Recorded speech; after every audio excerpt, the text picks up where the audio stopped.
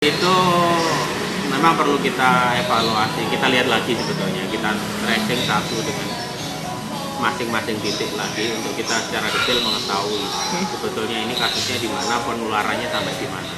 Oke, Sehingga siap. mungkin kita perlu lihat lagi. Tapi intinya adalah bahwa COVID ini memang ada dan memang menularkan. Intinya Oke. itu yang penting. Dan Oke. tracing yang cepat dan tepat itu sangat diperlukan untuk menekan penyebaran kasus. Oke, yang perlu dikaji ulang nih menurut dokter apa nih? Di bagian mananya yang perlu dikaji ulang? Oh, kalau itu kita harus buka data dulu. Oke, Jadi kita siap. kalau mau mengkaji ya mulai dari awal sampai Z. Bagaimana proses tracing sampai awal sampai terakhirnya. Oke, tapi terus banyak masyarakat kita nih yang mungkin agak kurang percaya sama alat swab nih dari PCR, TCM gitu yang tadi dokter jelasin gitu. Nah, itu tuh gimana tuh? Sebenarnya PCR sama TCM tuh udah apa ya? Memberikan pembuktian yang sebenarnya nggak bahwa si pasien ini memang COVID kayak gitu.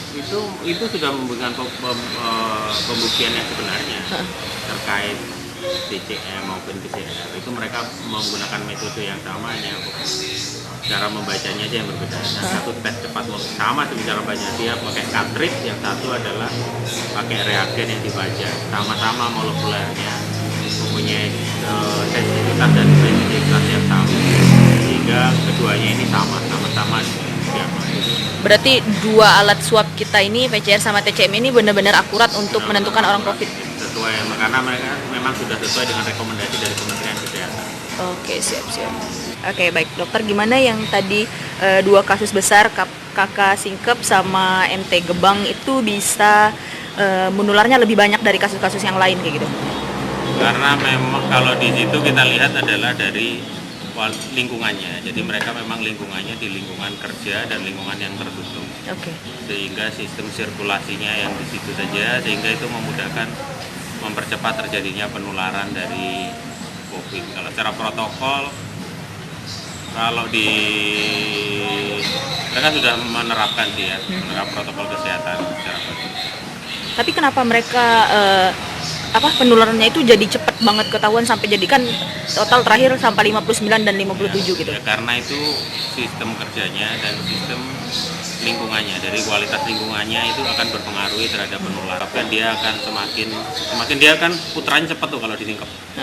Dia perputarannya cepat sehingga penularannya juga cepat juga. Oke. Tapi kalau yang kasus bedanya lagi keterbalikan dari ini yang yang lebih sedikit menularnya gitu. Misal cuma 4 ke bawah gitu. Dia cuma menularkan ke 4 orang gitu-gitu. Itu kayak gimana tuh? Ya itu dia menularkan 4 itu karena satu mungkin intervensi yang dilakukan teman-teman gugus tugas itu sangat cepat, sehingga tracingnya cepat, sehingga bisa segera ditemukan, segera dilakukan isolasi atau dilakukan karantina, sehingga penularannya langsung terputus di situ. Oke, siap-siap.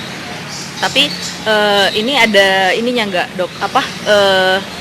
Yang Andini bilang tadi, yang imunitasnya tinggi itu menjamin nggak untuk seseorang itu untuk nggak tertular gitu?